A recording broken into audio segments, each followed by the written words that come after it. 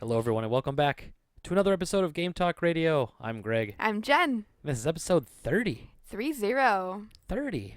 Mm-hmm. Man, we've been really putting these out there. What does that mean? I don't know. And I understand. did this weird He fist did this thing. punching motion. I was like, I don't putting get it in that. there. This podcast comes to you with a kitty cat rubbing her face on my laptop. We are still attempting to do this without locking the cats in another room. So we'll see how that works. So if you hear meows, that's why. Yeah, exactly. So, getting right into it, starting non-game related stuff, we went and saw the new Spider-Man movie on Thursday night. Spider-Man Homecoming. Yes. So this is the first Spider-Man movie made by Marvel Studios. So this isn't This like- isn't your Tobey Maguire Spider-Man. yeah, this isn't another Sony Spider-Man where they basically just take a lot of liberties with what they do and then don't really care if the story's accurate. Not that I didn't like the other Spider-Man movies. I thought they were very decent, acceptable films. But I was very excited for this one because this is the first one that's done by Marvel Studios, which has done pretty much everything has been great that they've done, with, I think, the exception of Iron Man 2 and 3. But a lot of people still like those, so that might just be me not liking them. Well, and we already saw Tom Holland as Spider-Man Mm-hmm. in the latest Captain America movie. Yeah, which, man, how do I say this without sounding like a weirdo? But, like, it was magical for me. Like, okay, so Spider-Man is... Wait, what was magical in Captain America or Homecoming? Seeing Spider-Man in Captain America. Okay. Like seeing his debut, that version, their version of Spider-Man. This cute little, he's an attractive guy. I mean, Yes. I'm just going to stop he's like talking. 16, Jen. He's 21. You're gross. He's 21. Well, Peter Parker is 16. But 15. I mean... He's 15 even. He's not even 16. So Spider-Man. I mean, I think he was very well cast, and I agree. his character, the way he plays the character, I think is very what I would have expected. Yeah. You know, for somebody being 15 and being overly excitable. It wasn't like a 45-year-old Tobey Maguire trying to be an 18-year-old high school Hey, he student. was 30. He was 30. Now, not to go off on a tangent already, but really, I read comic books when I was a kid, but I wasn't really a comic book person. So I didn't ever read Marvel comic books or anything. So for me, Spider-Man was what I saw on the screen, or very briefly cartoons or anything like that. But my longest lasting memory was Tobey Maguire's Spider-Man. And once I saw some of the things in Spider-Man Homecoming, I was very confused. Sure. Well, and let me say right away, we're going to do our best not to put any spoilers in here. But if you don't want to hear anything about the movie, then I suggest fast-forwarding like 10 to 15 minutes just to see where we're at. But we're not planning on spoiling anything. We're not going to talk about ending. We're not going to talk about villains and stuff. No. But just so that people don't stop listening just because they think there might be spoilers. So we are very aware, and as somebody who hates spoilers, I would not do that to another human being. But anyway, go ahead, Jen, with what you're saying. Well, the main thing that I had a hard time getting over was when you watch Tobey Maguire's Spider-Man, when he's bitten by the spider, he takes on the characteristics of a spider with the weird crawling ability and the super strength and spidey sense and everything. But then there was the web that he shot out of his, like, wrists, I guess it was. It was very strange where it came from. Yes. I'm not really sure. And then I saw Tom Holland. He had, like, this contraption on his wrist that thwip. And I was very confused because I actually turned to Greg and I'm like, what the heck is this? Yeah, well, and I remember I really liked that first Spider-Man movie with Tobey Maguire. I liked it, but I remember thinking that part was really stupid. I did not like that they had an organic web shooter, that like it was a part of him as a power. I mean, and you explained it to me that's how it, he's a scientist, yada, yada, yada. He made the web fluid and everything like that, yada, yada, yada. But for me, from my perspective, I think it makes more sense that he would organically or biologically, if he's taking on all these other attributes of a spider, why he wouldn't be able to produce his own web fluid. Yeah, it makes sense. Like what you're saying, if it had been like that from the beginning. But since from the beginning he used web cartridges, Sure. like for the people that have been diehard fans forever, it made a lot more sense to be back to web cartridges. And what I liked about web cartridges was always that was that essentially became a weakness of his eventually because he did not have unlimited use of his spider webs. Mm-hmm. So he'd be going somewhere and all of a sudden he'd be flying and he'd be like, "Oh, I'm almost out of web cartridges. I can't keep fighting this guy if I don't have web cartridges." And so it became a weakness of his, which I like. In the Tobey Maguire movies, as much as I like Sam Raimi as a director and a writer and stuff, when he was pigeonholed because he didn't understand how to make a superhero weak. So what he would do is he'd make the superhero just lose all of his powers. Oh, sure. And when that happened in Spider-Man, I was like, this is really stupid. Like, oh, because he just all of a sudden like, oh, he can't climb the wall anymore. Oh, and he slides down and falls down. Like that always really bothered me in those movies. So to see like the web cartridges thing, I really like that because that still, like if he doesn't have it, he's a weaker character, and if he runs out of it, like say a prolonged battle, it makes he's on a time limit a little bit with his. It's almost like Tony Stark originally having like an energy level where he couldn't just go forever. Mm-hmm. And I thought that was really cool. I don't know. Like, for me, I just think if they went as far as to give him all these powers biologically of being a spider, also biologically, required for spiderdom is to be able to have that. And because to me, it's just kind of like what's preventing someone like Captain America to just grab one of those cartridges and thwip, thwip, thwip all over the place? I mean, he's got the power. Right. Technically, Spider-Man would be stronger, and Spider-Man would have a heightened sense of agility, and then it is the spider sense. So there are things there. So coming from let me back up. This is what I was going to say before you came in, was Spider-Man is my second favorite like comic book hero of all time, only behind like Wolverine and the X-Men. Like I kind of wrap the X-Men together, but really Wolverine is my favorite. And so Spider-Man is my second favorite. The first comic book I ever bought in my entire life was a Spider-Man comic. So what got me hooked on comics was Spider-Man. You know the first comic book I ever bought? What? Calvin and Hobbes. Oh, okay. not I guess not the same. No, not the same type of comic book, still a comic all the same. So I have a real special place like for Spider-Man. Oh, you know what? I take it back. I'm so sorry. It was Garfield. Oh, okay. Wasn't like Kathy, the office lady or whatever. You know, Kathy, at the time in my life, Kathy was way over my head because she was, a woman who worked in an office, and I couldn't relate at that time. Could not relate.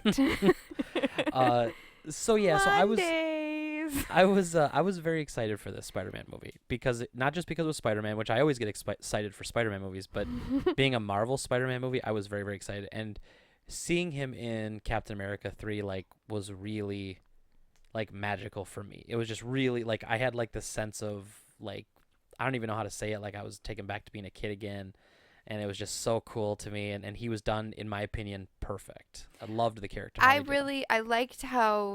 liked the direction that Tom Holland went to make him a teenager. I mean, really, that's what he is, and his mannerisms, the things he says, how he acts, how he reacts, how he interacts, a lot of acts in here, with people who he admires, I thought was very realistic. There's a certain naivete and innocence there that he did a good job of portraying, which I'm okay with as long as that doesn't carry into 3 more Spider-Man movies. That was always he's got to grow up sometime. Right, exactly. I feel like the next movie he should essentially be grown up. Even if it's only a year or two later, it should be to the point now where he's not so he always is gonna be witty and funny. Peter Parker was always had a smart mouth, and was always making quips as he thwipped. But he, there was definitely a point where he grew into more mature themes, and he was like an adult. Well, so. and I mean, I don't think I'm spoiling it for anybody when you talk about the fact that Peter Parker experiences a lot of loss. Yeah. Which also kind of forces you to grow up as well. Right. And this isn't a spoiler, so this movie completely skips over the origin story. Mm-hmm. It just assumes that Spider-Man's history.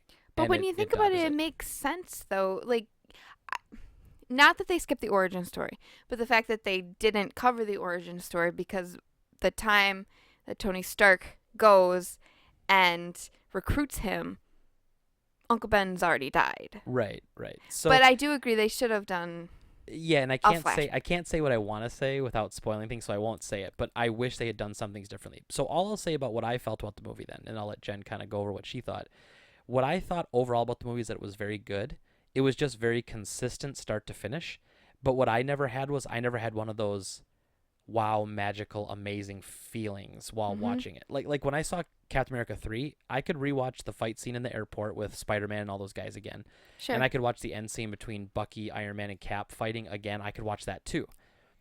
I could watch all that multiple times. In this movie, I didn't really feel like there was a scene that I would go back and watch again because the scene was that cool. It was just a steady, good movie throughout, but there wasn't like one scene that I remember being particularly memorable. And then again, not a spoiler, there's a fight scene that happens in the evening in this movie, and it did kind of what I hate in current action movies, Yeah. where the action moves really really fast and you can't see anything. It's It very was like hard to Transformers type focus. stuff, and you're trying to like, wait, what just happened? And it's just really fast whipping at the screen, and I hate that stuff. I want to see what happens, and that's why I always like the Marvel movies. They were much better at like showing you exactly what's happening. Like when a guy gets kicked, you see him get kicked. It's not Mm-hmm.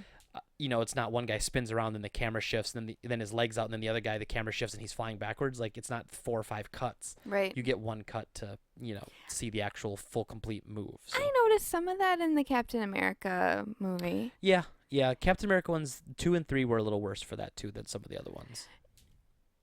So, is there anything more you'd like to say? That was my kind of wrap up of the Spider-Man movie. Was that it was very good and consistent all the way through. Loved it. Definitely want to watch it again, but nothing like made the hair on my arm stand up from like being so amazing feeling. I would agree with what you said. At first, I was like, we don't need to see Uncle Ben die one more time. But the more I thought about it, the more I thought that they could have brought that into the forefront a little bit more about his struggle with the need for, what's the word I'm looking for? Guidance. Mm-hmm. He needed to be able to go back and think about what Uncle Ben had taught Yeah. him and what he kind of showed him what it meant to be a person that had great power. Even before being Spider-Man. Yes, like exactly. his Uncle Ben teaching him how to be a man and stuff like that, and teaching him There how is to be a a better person. right. There is a certain point, and I talked to you about when that was, but there was the perfect opportunity towards the end of the movie where that could have happened, and have a sort of flashback where, it feels kind of hopeless. You feel like you can't get out, and you got to think about what your Uncle Ben taught you. Even if they had never mentioned him in the entire movie, if they would have brought in that at Mhm. that moment, I think it would have made that a better movie Ye- overall. Yeah, I think, and again, this isn't a spoiler. I don't feel, I think that they swapped out an Uncle Ben father figure For somebody for Tony else. Stark. Oh. I mean, like that's not a spoiler. I mean, like Iron Man's in this movie. Well, like lot, how you he's the one that kind of recruited him. And anyway, so if you've seen Civil War is the third one, right? I can Yep. never remember. Yep. Okay. If you've seen Civil War, you know that he's the one that kind of brings him in to the Avengers circle.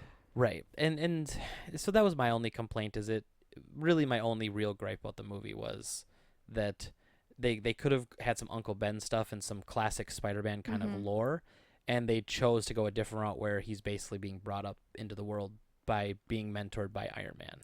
And it is what it don't. is. He doesn't seem like the mentor kind of guy. No, and he's not, and they do poke fun at that in the movie, Mhm. But anyway, but I really liked it. Right. If you haven't seen it yet, go see it. It's really, really good. I thought it was cast exceptionally well. Very well. I mean, Michael Keaton's awesome. Michael Keaton is amazing in it. Marissa Tomei, I wish would have seen more of her character. She's kind of in the background as Aunt May. John Favreau, is that how you say that? I Yep. can never remember Happy. either. He as Happy, loved his character. But again, don't really see much of these minor characters, which is a little disappointing. And then also, who I think stole a lot of scenes was his Spider-Man, Peter Parker's friend, Ned. Yep. And when you see him, you will know what we're talking about. I think he stole a lot of scenes. Very good timing and very good reaction from him. Yeah. So and this one had a different feel because it was like a high school it's kind feel. of like a PG Deadpool. Nice. Yeah, it had a high school feel, but it wasn't too sappy. It wasn't bogged down with love story. Like it was. It wasn't, what's It was happening good. to my body? No, Yeah, there's none of that. none of this weird trying to associate being a mutant or being a superhero whose powers are unlocking with hitting like puberty as a child. Like none of that stuff really. There was a joke actually made about that, but nothing like that. It was well done though. I highly recommend it. Yep. I liked it. It's worth seeing. Yeah, so go see it. Now, one other thing worth seeing and worth buying, Jen. Yes. We didn't get to talk about it because the news broke. We didn't do a podcast last week, and the news broke the day after we did the podcast the week before last. I know. So Nintendo officially revealed the Super Nintendo Classic, the SNES Classic. It's so cute. So, AKA the Super Nintendo Mini. It's adorable. It's just like the NES Classic, where it pretty much fits in the palm of your hand. It looks just like a Super Nintendo. You know, the classic gray with the purple buttons and the ports in the front. So it's got a lot of nostalgia, 90s nostalgia kind of kicks right in your face. Yeah. Full-size controllers. Let's hope that these controller cords are longer. They've already confirmed that the controller length is 5 feet each. Oh, nice. So still not amazing, but better than two two feet. I think they were for. Now, one thing that's interesting, if you look at the front of the Super Nintendo Mini, there's no controller ports because it does use the same controllers that the NES Mini uses, the classic controller. Okay. There's a little trap door that actually pulls down in the front, and then you plug your Oh. controllers into that. I I had see to actually that. look for that because I was looking at it going, where the controller port is? And then I saw a picture where it was like popped open so you could see Well, it. there's like the little, they're engraved in there, so obviously those aren't workable ports. in Right, the yeah. front. It would have been cool if you could use regular Super Nintendo controllers, would've but been you cool. can't. Now I don't know how they're planning on doing this, but if those of you remember us talking about when the Nintendo Classic Edition came out, I couldn't get one. It was, how do you say, a mess. A cluster is what it was, because I was camping on Amazon and it wasn't available, and then it was available, and then the mobile app just shut It went down. available at like 4 in the morning, I think Dom said, or something like that, because he caught it. It was really some really weird time. No, I thought it was like 4 p.m. Was it 4 p.m.? I don't Remember? remember. Well, in any case, I was able to get one on launch day through my contacts through GameStop, which was nice. But yeah, it was tough to get, and many people wanted it, and most people that wanted it didn't get it. Right. So what Nintendo's already said is that they're launching considerably more of this unit than they did the NES Classic, but they're also saying that it will be discontinued after about 3 months. So it's Oh, it's going to wow. run just like the NES Classic, where it's going to go for a few months and be done. So we kind of knew that they'd probably do that, because who knows, maybe they'll make an N64 Mini for next year. I think that'd be really cute. Now, it does come with 21 games. It does. It comes with 21 games and 2 controllers, which is Mhm. different from the NES Classic, because they sold Oh, separate yeah. controllers, and the separate controllers for the NES Classic, because they apparently made one controller for every 10 NES Classics, It's just a stupid which idea. is just stupid. So those controllers can still fetch $50 to $100 for what was at one time a Dang. $10 controller. So this one comes with 2 controllers, but it's $79.99 as opposed to retail of $59.99 for the NES Classic. So you're Mhm. getting 9 less games, 1 extra controller, 20 extra bucks. So it comes with games like Super Mario World. Yeah, let's run down the whole list. Okay, Super Mario World, Super Mario Kart, The Legend of Zelda, A I mean, Link to the Past. That's AAA, one of the best games. AAA. I mean, all those games you've said so far are just amazing. What is that? F-Zero? Yep, It's F-Zero. hard to see the It's art. a good game. I don't say it's AAA, but it's pretty solid. Super Metroid. Amazing. That's top 10 games for me of all time. Street Fighter 2. I mean, I'm not a Street Fighter guy really, but it's cool that it's on there. Super Punch Out. Awesome game. Castlevania 4. I hate it, but most people like it. Donkey Kong Country. It's a classic you gotta I put on played there. that at my cousin's house. Mega Man 10. Yeah, Mega Man X, actually. Oh, wow. I know. Excuse me. It's a very important distinction. I'm sorry to correct you on that, but it's Mega Man X. Because it wasn't the 10th one. After Mega Man X and X2, they released Mega Man 7. Kirby Superstar. 8 games in one. Kirby Superstar is fun. It's like a bunch of mini games built into the Kirby universe. Final Fantasy 3. Excellent. One of the best Final Fantasies ever made. Kirby's Dream Course. That's the only game that sticks out to me as completely out of place. You already had a Kirby game. So if you're going to put another Kirby game, why don't you put Dreamland 3, which is like the best Kirby game ever? I don't know. But instead they make Kirby's Dream Course, which is essentially a golfing game. Star Fox. Good game. Super Mario World 2, Yoshi's Island. Very good addition. Super Mario RPG, Legend of the Seven Stars. Amazing game. Contra 3. Another good one. Secret of Mana. Another great one. Earthbound. Amazing game. It's currently $200 to get a cartridge. So Super Ghouls and Ghosts. another good one. And for the first time ever, play the never before released Star Fox 2. That one completely blindsided me. It was the only thing I saw on this list that made absolutely zero sense. So a little never was released. Yeah, a little background on it. So the game was completely finished, 100%, and at the time it was about to come out, the 64 and PS1 were already out. So they looked at their 3D technology compared to that, and they said that basically they felt Star Fox 2 looked very bad compared to that, and they didn't want to release it basically based on that reason. So this was a completely finished game that they just never released. Just said forget it. Now, around the internet for the last bunch of years, there's been a 97% complete version of the game floating around. Like someone who had a build of it must have found like a prototype cartridge or something, and they were able to get the game in a playable form. Like in a ROM or something? Yeah. So they uploaded it. They had a ROM that was fully playable, but it was 97% and the multiplayer didn't work. It always froze every time you tried to play it. So it was just like a really good, basically a way to play a game that never came out. This one is apparently the 100% complete version they're going to put on here. I would hope so. Never before released. I think it's very cool that they put that on there. I don't know who was working at Nintendo that thought that would be a good idea, because I hate to say it, but Star Fox isn't that big of a franchise. So I could see where like it took someone at Nintendo being, hey, here's a time to make a really cool moment for this device, like something to really make it sellable. That's what I think makes it attractive to collectors or to people who are big Super Nintendo fans or really big Star Fox fans. I remember my cousin playing Star Fox, and it was all very confusing to me because, isn't that where you've got Star Fox or like all the other guys and they're like talking, their mouths are just moving at some pace and the text is scrolling? Yeah, like they're talking to you while you're doing your flying missions. Yes. And the frog's name is Slippy. And I was very, very, very, very bad at those games. So I never played it. Did Star Fox come out on any other system? Well, it was a Nintendo property, so it was Okay. only on this. They did a Super Nintendo version, then they did an N64 Star Fox. Okay. Then they have done like GameCube iterations and Wii and Wii U versions. So. Because I was so my Well, not cousin Wii, but had Wii U. my cousin had a Sega, because I remember playing Sonic at his house. So he must have at some point gotten a Super Nintendo. What system is Mario Paint on? Is that Super Nintendo? Super Nintendo, yep. So yeah, he had a Super Nintendo. Okay. And I remember trying to play that game and being horribly bad at it. Star Fox. Star Fox. Okay. Now I was gonna say, if you're bad at Mario Paint, You can't be bad at Mario Paint. I mean you can, but it's the music creation was pretty good. Yeah, Star Fox was fun. I never had a Super Nintendo growing up. I got a Super Nintendo much later. I was a Genesis kid, but some of the games I played were Secret of Mana, Contra 3.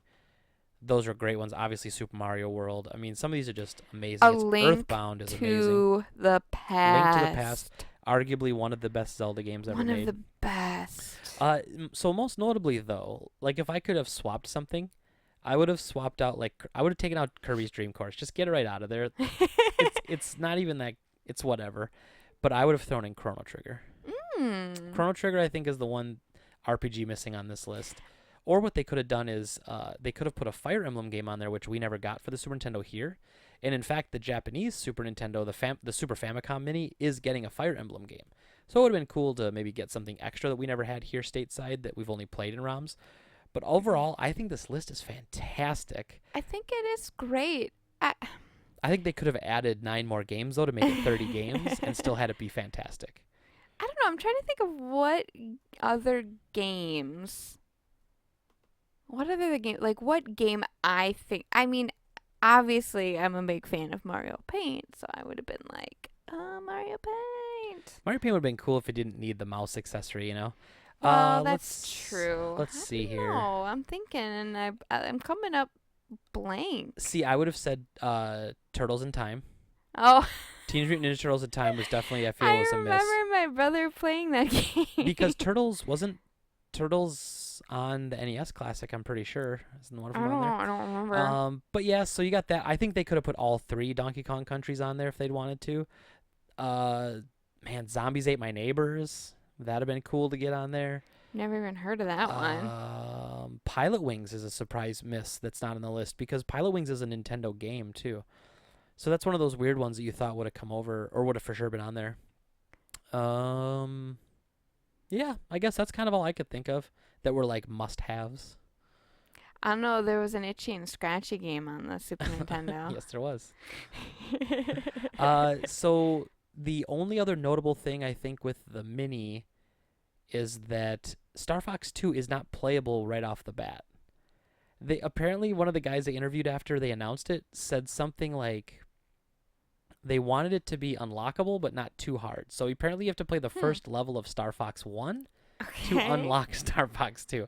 It's I totally guess stupid to me. I don't know why they would choose to do that, but I mean, if that's what they want to do, I guess that's fine. Kind of makes no sense, but Oh, you know what game I'm really glad that they didn't put on here? I remember once we wanted to play something, so we went to like a Hollywood Video or similar, like Blockbuster or something, and rented a Super Nintendo game, and Mhm. it was either I think it was Mario's Time Machine.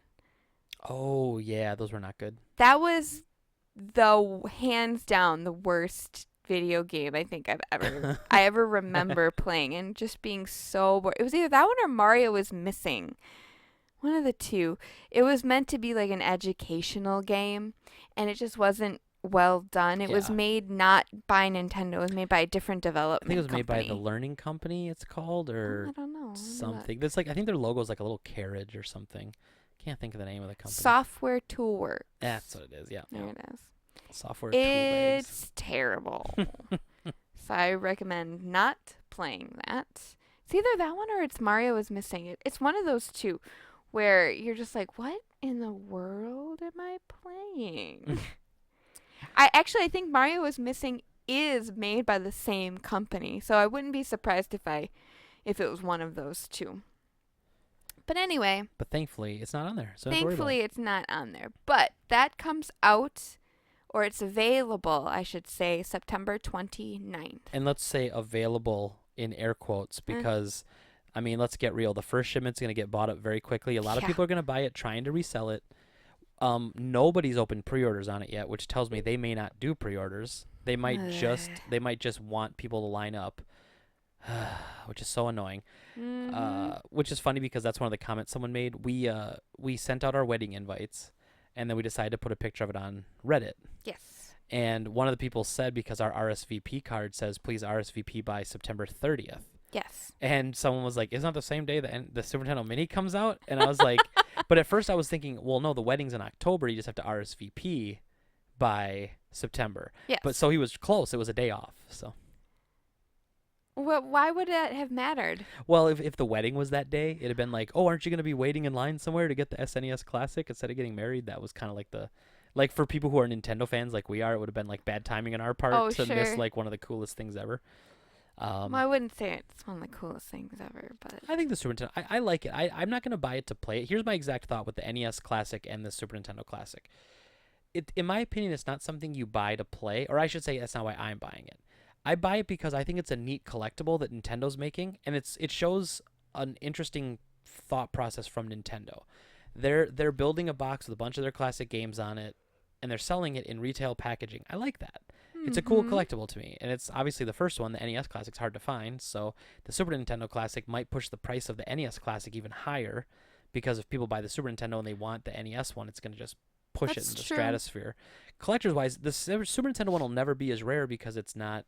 They're going to make way more, so that's good. Nintendo's thinking ahead. I just hope that they think ahead far enough to make enough. But overall, it's cool. But It's cool. it's not a device that's very convenient to play.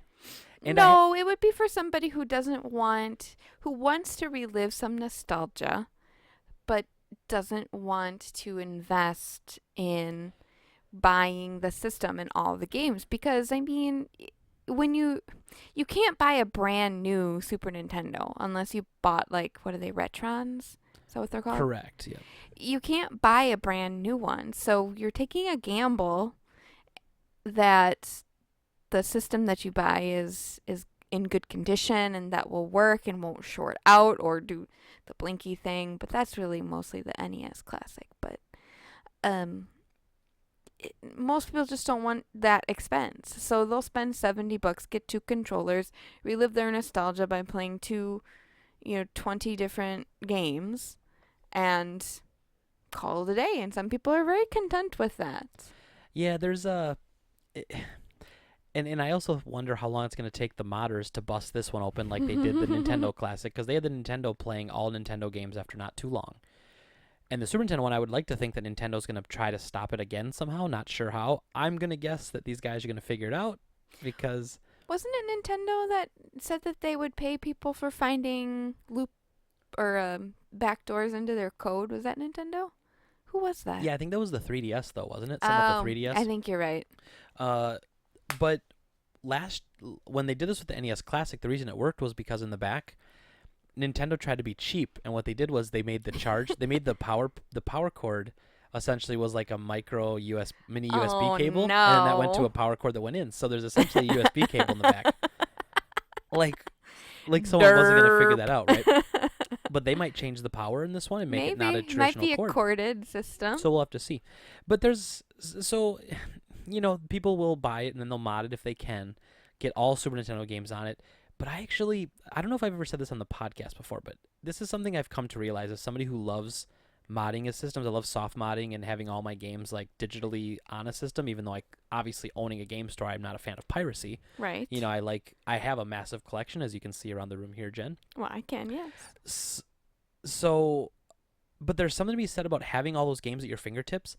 It's almost like Netflix sometimes when you can't choose a show to watch. Yeah. It's almost like you can't pick a game to play because you have so many options. And then say you're playing a game and maybe you die and you get irritated with it. You instantly shut it off and go to another game because you have so many options. Why would you play a game that's making you mad when you could just play another game? It kind of kills it for you. Yeah, we have talked about this, I'm pretty sure. We talked about that because I had the same realization as well, where when you have so many games to play, if you get frustrated, if that's the only game, because I think we talked about it with when you rent games. You rent games and that's the game you have for that weekend. So if you get mad about it, mad at it, get frustrated, well, you keep playing because that's the only game you have. Yeah, you didn't care because it was just a new game and it was whatever. You had to do it. But now it's like how so many things are disposable now. Oh, your vacuum doesn't work? Well, buy a new vacuum. It's cheaper to buy a new vacuum than to have it fixed or something. The only thing I refuse to buy a new one of is I have my mom's old sewing machine. Yeah. And that thing, there's a guy he was in Green Bay, but I think he moved to De Pere, his store. Yeah, he's next to the wine cellar, isn't he? Yeah, it's like A1 vacuum and something. So or apparently other. you can still make a living fixing vacuums and sewing machines. But that's what I mean. Like before, when, things were made and built to last, before we started heavily using plastics and making things durable to a certain extent, as opposed to the old way of doing it. Like, have you ever vacuumed with a Kirby vacuum cleaner? No. Those things are massive. They're like a Cadillac. They're made of all metal parts. They've got lifetime warranties. They're hundreds of, maybe even up to $1,000. Okay, and they cost a buttload, don't they? Yes, and they still sell them door to door, surprisingly. Right. I've talked to a few Kirby salesmen. The people there don't typically like their job. Well, I can't speak for that, but they make this to last. And so this guy clearly does make a living from fixing vacuum cleaners and doing tune-ups on sewing machines I had him do. Good. Hey, that's awesome though to know that something like that's still worth doing. Well, and he was like, yeah, they don't make these in like this anymore because my sewing machine, well, I should say my mom's old sewing machine is all metal parts, very, very little plastic, and it was from the 70s. It's not even that old. It's from the 70s, and it's a boat. I mean, it's Yeah. heavy because it's like solid. I think they're usually cast iron or enameled cast iron. So Jen, you know what else they don't build to last anymore? What's that? Apparently contracts for music in certain video games. Nice segue. Yes. Well, okay, I guess I'll I gave you the introduce. head nods. You can do it. Okay. Well, as you know, Fallout 4's been out for quite some time. But apparently, the singer Dion DiMucci. Which I hadn't heard the name, but I know the song. I heard the name Dion. He goes what do they call it? A mononym, where you only go by your first name or you go by one name. He as an artist, I believe, just went by Dion. But he is most famous for his songs from the early 1960s, like The Wanderer. Right. I Go Around, Around, Around, Wait. and Run Around Sue Yep. is another one of his. But apparently he is suing Fallout's publisher, ZeniMax, for using his 1961 hit, The Wanderer, in their advertisements Which was everywhere. everywhere Everywhere. without verifying that he approved of the content. Now, what he's saying is that let me just read this. The artist contends that ZeniMax didn't bother honoring contract terms that let him refuse the use of his song in the promos, which he finds morally indefensible. He's not objecting to the game itself, rather it's the ads that glorify the protagonist's use of violence as sport instead of focusing on the struggle for survival. So he's saying, well, in my contract, I should have seen these advertisements and I would have been like, blow it out your smokestack, because that's not what I want my song used for. Yeah, so when I first heard this, I was ready to jump on that guy until you said that last line. So he was okay because it was obviously sold to him as a survival game. Mm-hmm. And it was a survival game that's what he thought you were doing. You were surviving, you were a wanderer, whatever. And in the trailer, it is showing him a little more violent, where he has to, like, I mean, it's actually not a very violent trailer. Like, if you watch it, he's just kind of walking around, and then it shows some like explosions in the background, and then it shows like him with his dog. So it doesn't show anything ridiculous, but apparently he was under the impression that the game was more of this character. Oops, had a bit of a technical difficulty there. But basically, what I was trying to say was the trailer's not that violent, and it looks like there's another thing kind of causing them to have an issue, and it has to do with them also saying they had royalty rights or something that he could buy into and get paid royalties on the game instead of something else, and they're claiming that he was never given that option. Right, and I think, if his contract says one thing or another, there's going to be people who are going to look into it and see what happens. I don't know. It just seems like it took a long time. Yeah, exactly. I don't know why of all times now it would come up. Maybe it's because he found out how well the game sold. I mean, maybe they look at that stuff and they say, "Hey, I was supposed to get royalty rights then." I would hope that's not the case, but we'll see. I don't know. It's not really a big deal. It's not like they can take the song out of the ads. The ads have been playing for years, so it's not anything that'll be gone. No. It's just kind of a weird situation. I always thought that was weird that so many years after someone will come up and be like, "Hey," it's obviously he got compensated for having the song and them using it. So. Well, and that song is used so much. It's a very, very popular song. Yeah, he has no problem. He clearly has no problem licensing that song out. But anyway, that's, there's surprisingly not a lot of like juicy news tidbits this week. No, but I've got one. Yeah. I don't know how to lead into this. But there was an article that came out in, I think this is the New York Times. And it talks about why some men don't work as much as they used to. Mm-hmm. And the study goes on to say that the reason why men, well, here, let me read this paragraph because this is pretty funny. By 2015, American men 31 to 55 were working about 163 fewer hours a year than that same age group did in 2000. Now, why, you might ask? Why don't young men want to work? What could possibly be the cause of young men not wanting to work? I mean, this is the New York Times, right? They probably had real scientists doing a real study on this, right? Yes, I think so. It actually was the University of Chicago published a graduation speech given by one Mr. Hurst, an economist, and actually the paper,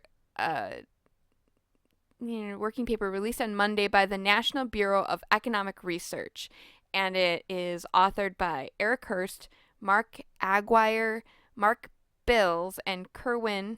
That's a great name, Kerwin Charles, and they argue that video games explain why, or help explain why, younger men are working fewer hours.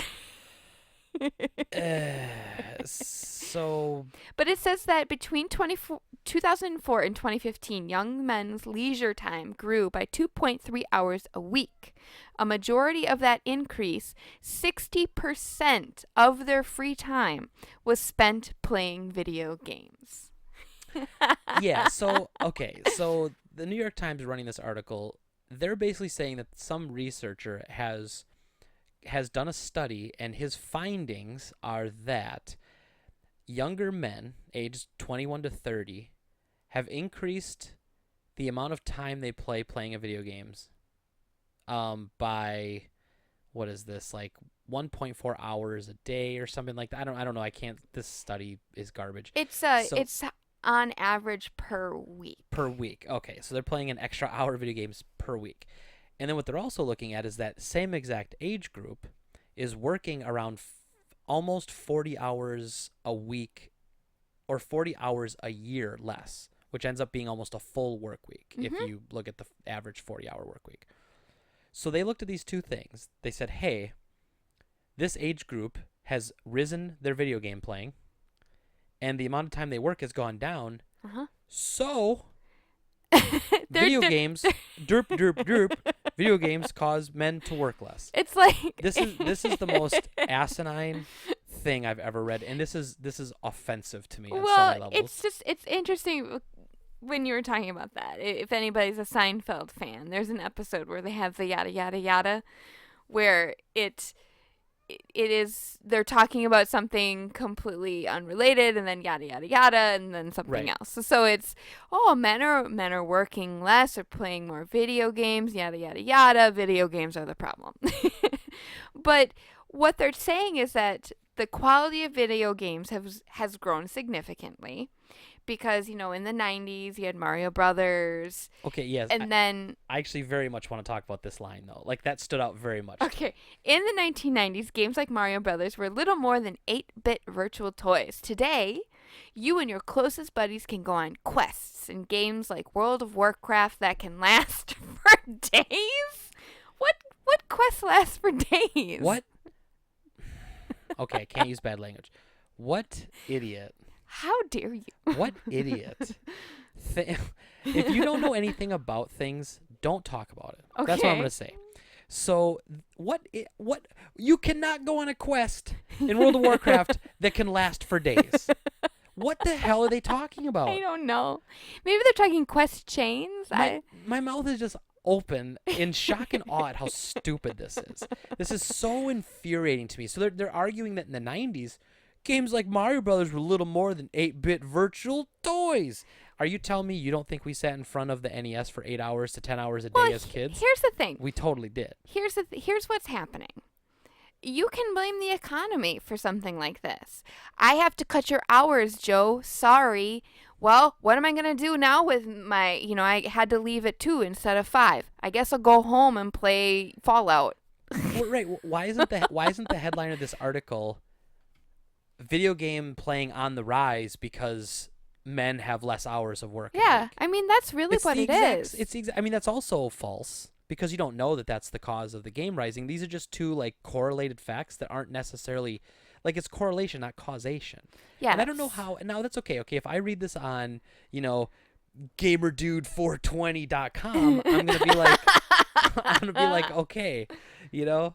But this is the New York Times. Well, okay, I really miss the times when video games were just ours, and they weren't anyone else's. It was just, Mhm. it was for us. The mainstream media didn't care. They stayed away from it. They didn't do stupid crap. And they didn't have to listen to people talk about this. It was bad enough in the 90s when we got drugged through the whole games like Doom and Mortal Oh, they're Kombat. violent and they inspire violent Yeah, are behavior. causing kids to shoot schools and stuff. I mean, oh, my head hurts so bad just thinking about how But you're right. ignorant It's this is. it's not necessarily the reason. Like it's not, oh, guys are playing more video games, so obviously they're working less.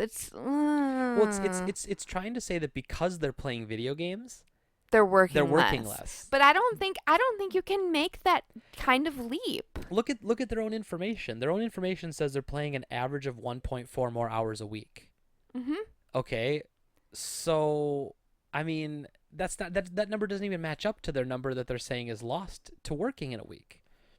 It just Well, doesn't. It doesn't. I mean, I don't know how you make that jump, unless the guy who did the study just said these were interesting things we saw, and then someone else took that took information that. and took the leap. Like, but either way, like the New York Times headline is why some men don't work. Video games have gotten really good. Yeah, So I that's thought that also was kind of a really crappy headline. and But it was meant to be a click type, like not clickbait, but something to grab your attention. no, you're right. But here's the other thing too. It was trying not to offend anybody. Ha. It was clearly they didn't want to like catch the the ire of gamers. Like they didn't want to get just blasted and have all their articles downvoted, and you know what I mean. Like Well, they didn't and want the you internet can coming after them, so they tried to say like, well, the reason you guys are working on this is because the games are so good. Like they're trying to it's be. like nobody can Oh, say that. I mean, can we say that video games have gotten more technically savvy and more realistic? Sure. But of then course. there's games like Minecraft, which is all based on blocks. Yeah, So it's selling not just a buttload, billions. I think really what this is that fewer and fewer companies are hiring younger people or young men in this instance. So they have to find something else to do with their leisure time. So, okay, they're playing video games. Maybe just as many of them are reading more books. So you're going to say young men aren't working as many hours because the books are really, really good. You can't Right. say that. So I made a mistake at looking at the comments on this article. I mean, you can make it the same thing about them, taking up any sort of hobby. Any sort of hobby, if you have the free time and you enjoy it, that's what you're going to spend your time on, your extra time. But it's not going to be, you're not going to call into work because you want to play World of Warcraft. The average person doesn't do that. They don't say, sorry, bruh, I'm playing Persona 5. I can't come into work. No. Yep. So here's a couple of the comments. The top one on all is very interesting. I know a number of parents who feel that one of the big reasons that girls so outperform boys academically in high school is the addiction of so many boys, Oh. far more than girls, to video games. Blah, What? blah, blah. What?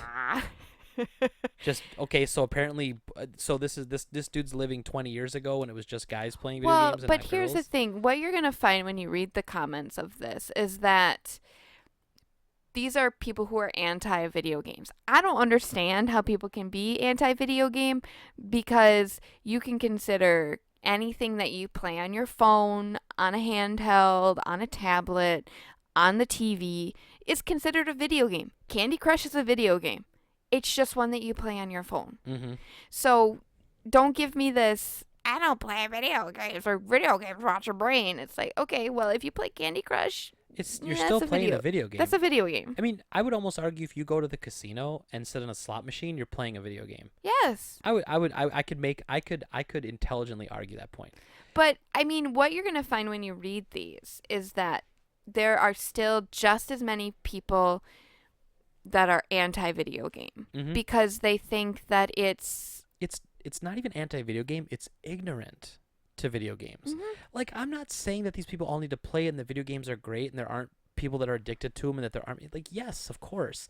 But, like, okay, this next one I want to read, and this will be the last one I read because I can't take any more of this. But this is what this person said. I was waiting to be seen at an agency I won't name this past week. A wonderful waste of many hours. I don't know why they said that. And I was seated next to this very grown man, had to be 28-ish, scruffy with an unshaven face, pot-belly, and clothes that looked like they hadn't seen the laundry in a while. He was deeply engrossed in Mario Kart on some Game Boy device. The princess was his character. I admit I was immediately judgy and reviled by him. A grown man playing Mario Kart in the middle of a work week? Could he not have brought a book to read instead? A Kindle even. Read up on the state of the cosmos, perhaps? What? Learn about coral reefs.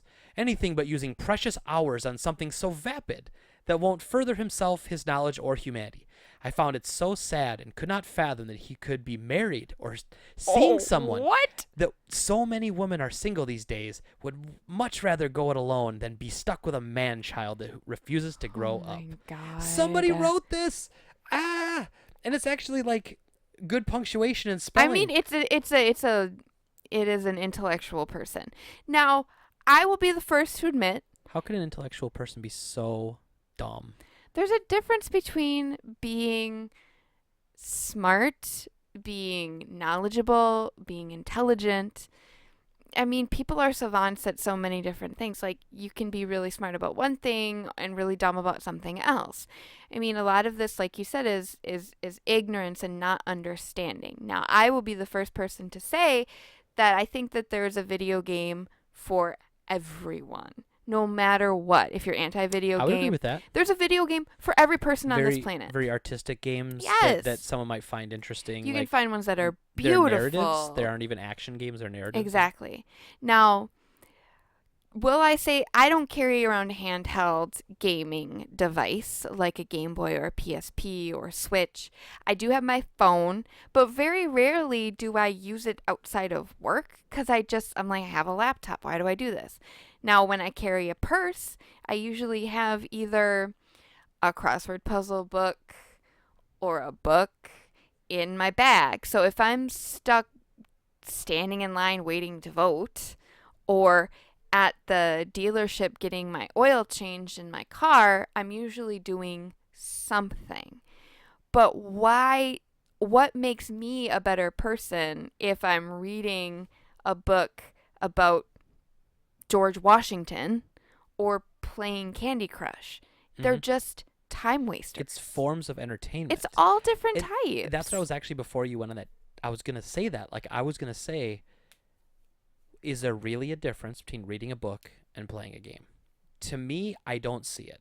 Now, I understand that when you read a book, there is a certain, like, intelligence that goes along with that, and there is a certain vocabulary increase that you get by reading more books. So I'm not saying there's not a benefit to reading books, but most people that read books aren't reading books to increase their vocabulary. No, but they're reading books like to be told a story. There's just as many terrible books out there that bring you absolutely nothing. Right, that do not grow your vocabulary. Like 50 Shades of Grey, which I refuse to read or even handle because that's just gross. 50 Now, Shades of Gregg. But I mean, there is just as many, like, why is it that you can only find, like most trashy romance novels at the airport or when you're on vacation or at the gas station? Because some people don't read to gain knowledge. People just read to read. Right. They just read to be told a story. They want to be engrossed in a world.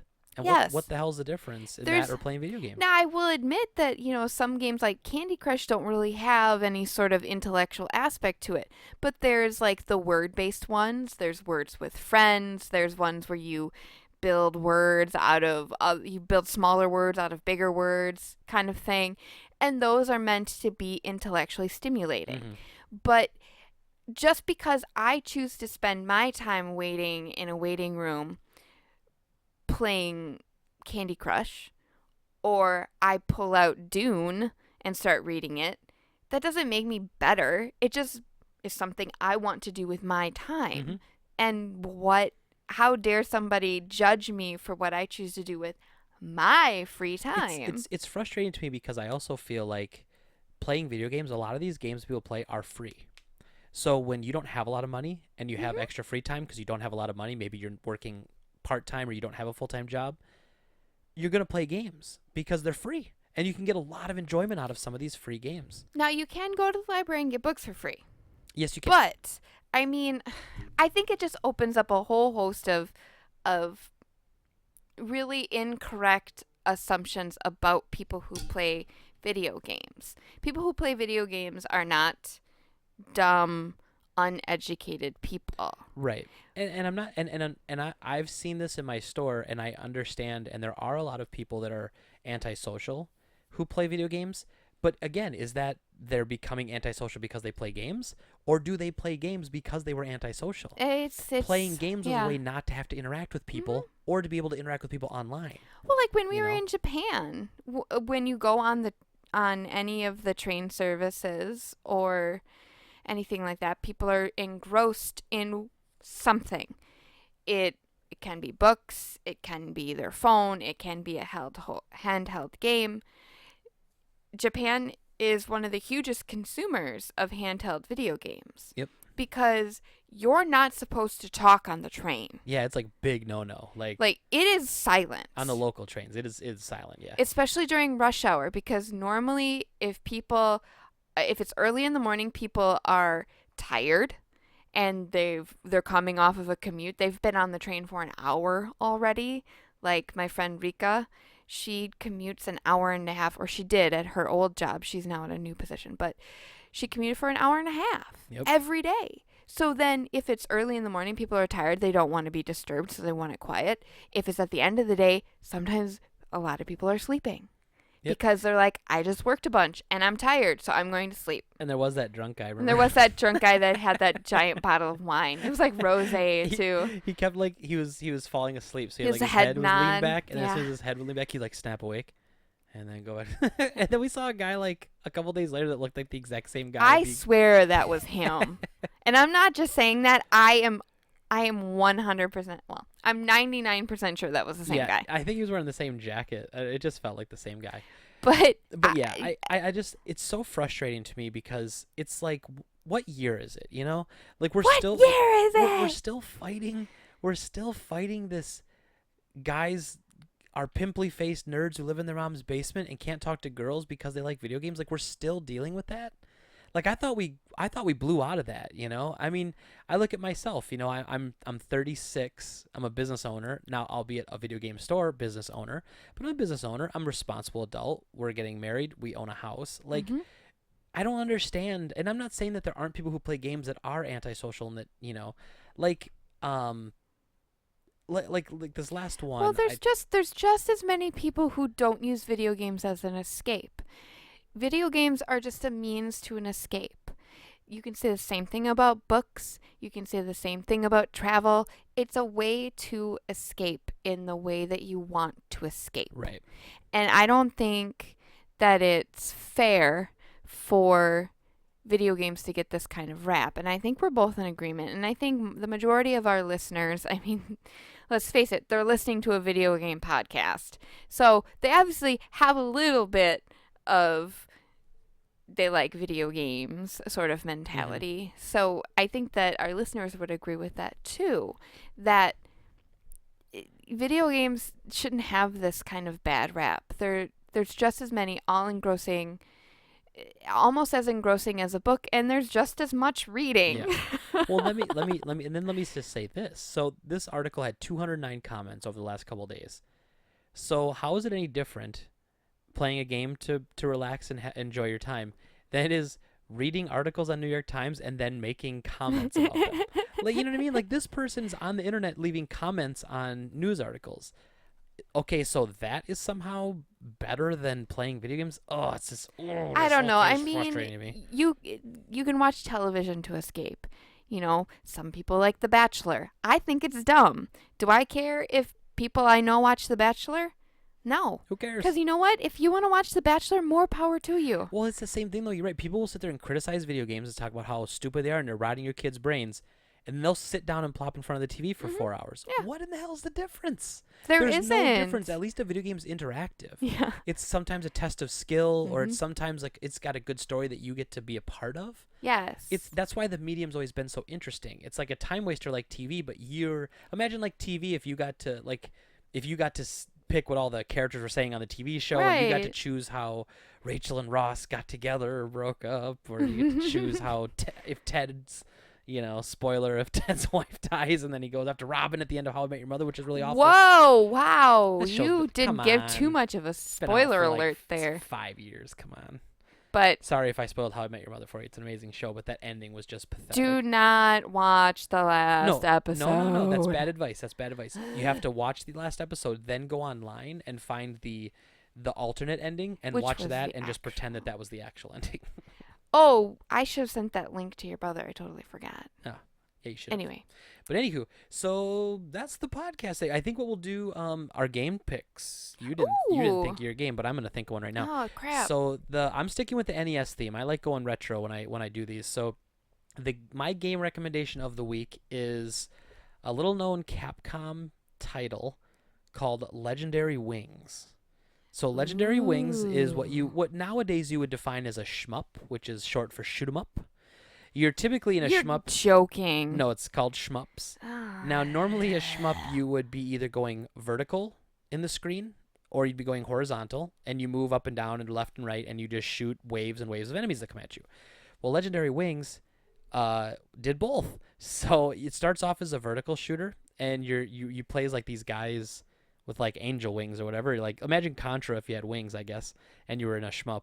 And you fly up towards the screen, you shoot a bunch of stuff, and then when you get to the next level, it turns into like a side-scrolling portion. And then you have to do a side-scrolling shooter, which is, so they basically took the two genres of shmups and they kind of mashed them together. It is a very, very difficult game.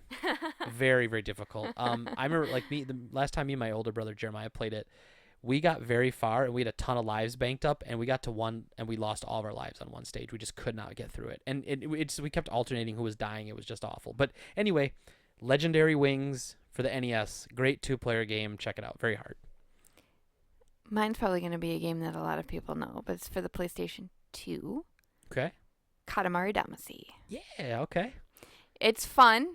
Essentially, you are the one of the princes of the cosmos, and you have what's called a katamari, which is the Japanese word for ball, which is, to backpedal a little bit, your father, the king of all cosmos, was a schmuck and got rid of or disappeared with all the stars in the sky and came to the earth as general debris. So what you need to do as the prince of all cosmos is go around the world and roll up stuff to make stars, to fill the sky with stars again. All right.